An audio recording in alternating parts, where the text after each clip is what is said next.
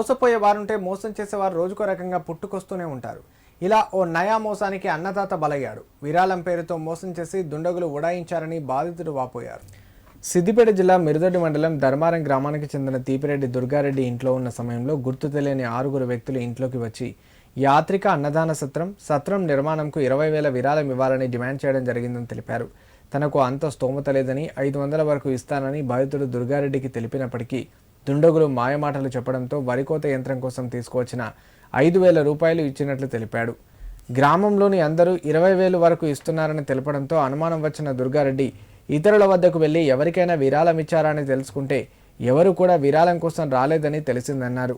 వెంటనే వారిచ్చిన రసీదులోని నెంబర్కు ఫోన్ చేస్తే పొంతనలేని సమాధానం చెప్పి ఫోన్ స్విచ్ ఆఫ్ చేయడం జరిగిందన్నారు.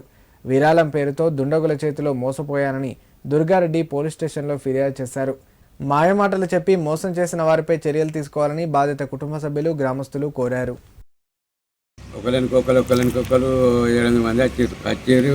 నేను తింటున్నా, వాళ్ళ దగ్గరికి వచ్చిన నేను 500 ఇస్తానా ఒప్పుకోలే, 1000 ఇస్తానా ఒప్పుకోలే, 5,000కు తక్కువ లేదన్నారు. 5,000కు తక్కువ వాళ్ళు 15,000, 20,000 రాస్తారు, 30,000 రాస్తారు ఒక్కొక్కరు. నువ్వు లేవంటున్నావు కదా, ఒక క్వింటల్ బియ్యానికి 5,000 రాయి అని 5,000 రాసుకున్నారు. 5,000 మరి మళ్ళీ రాపోర్రు అంటే ఎన్నడొస్తారని అంటే మేము రాము, శ్రీశైలం పోయి వస్తామా, మేము రామని చెప్పారు. ఇప్పుడే కావాలి, ఖచ్చితంగా ఇప్పుడే కావాలంటే ఇక నేను లెంకలాడి మిషన్ కొరకని పెట్టుకుని ఆ పైసలు వీళ్ళకి బయటకు వెళ్ళిన తర్వాత వాళ్ళని అడిగితే మాకు వాళ్ళ ఇంటికి రాలేదు, వాళ్ళు చక్కగా నీ దగ్గరికి వచ్చారు అని అన్నారు. అంటే నేను అంతటా తిరిగిన ఏ గల్లికి లేరు.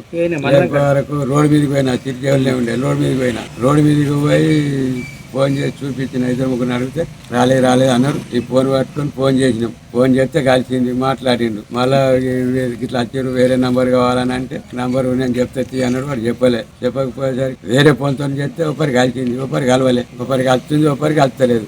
కలవకపోయేసరికి ఇక వీరికి పోలీస్ స్టేషన్లో కంప్లైంట్ ఇస్తామని పోయారని అంటే అంతరికి వచ్చినాం. కంప్లైంట్ పోయిండు అనేది ఉద్దేశంలో నా దగ్గరికి వచ్చిండు. వస్తే నేను ఫోన్ చేసి మాట్లాడినాక వాళ్ళు మళ్ళీ మేము మా వాళ్ళే అనే ఉద్దేశం చెప్పారు. మళ్ళీ నేను ఫోన్ చేస్తే వాళ్ళు ఫోన్ లిఫ్ట్ చేస్తలేదు, స్విచ్ ఆఫ్ వచ్చి మళ్ళీ లాస్ట్కు స్విచ్ ఆఫ్ చేశారు. మాకు అనుమానం వచ్చింది, పోలీస్ స్టేషన్లో కంప్లైంట్ ఇచ్చాం.